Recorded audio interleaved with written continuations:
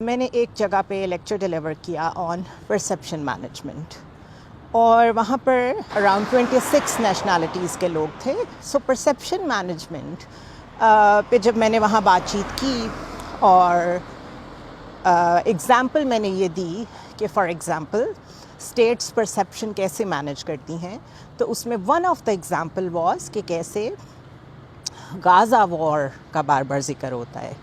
Palestine اور اسرائیل وار کا ذکر میڈیا نہیں کرتا، وہ بار بار غازہ کہتا ہے، بار بار ویسٹ بینک کو الگ سے ڈیفائن کرتا ہے، سو دیٹ لوگوں کے مائنڈ میں وہ ہیمر کر سکیں کہ there is no thing as the state of Palestine, اور آہستہ آہستہ لوگ بھول جائیں گے.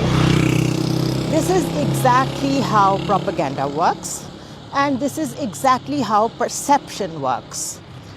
تو لیکچر کے اینڈ پہ جو وہاں پہ ایک پیلسٹینین آفیسر تھے، انہوں نے آ کے مجھے پرسنلی تھینک یو کیا کہ میں نے یہ ایگزامپل دی ہے، کیونکہ ان کا خیال بھی یہی تھا کہ پرسیپشن اس طرح مینیج کر لی گئی ہے میڈیا کے ذریعے سے اس میٹر میں، کہ وہ کہہ رہے تھے میں خود ویسٹ بینک سے ہوں اور میں جب بھی لوگوں سے بات کرتا ہوں لوگ مجھے کہتے ہیں کہ اوکے ویسٹ بینک میں تو اتنی پرابلم نہیں ہے، پرابلم تو غازہ میں ہے، as if these two are two different identities اور پلیسز.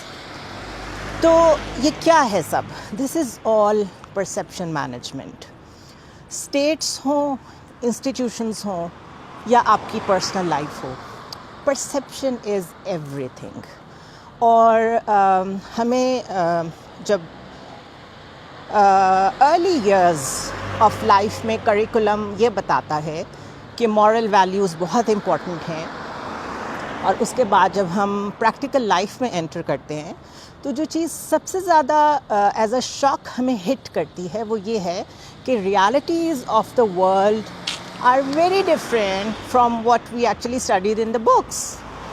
ہم تو کچھ اور پڑھتے رہے ہیں کہ be real, be genuine and all that, لیکن دنیا میں تو کچھ اور ہو رہا ہے. Now here is a paradox. Moral compass ہر چیز کا انٹیکٹ رہنا چاہیے، اسٹیٹس کا بھی، پرسنالٹیز کا بھی، آپ کی اپنی لائف کا بھی. لیکن آپ نے اپنی پرسنل لائف میں یا اسٹیٹ نے گلوبل اسٹیج پہ ایکٹ کیسے کرنا ہے، اس کے لیے پرسیپشن از ایوری تھنگ، امیج از ایوری تھنگ، بلیو می.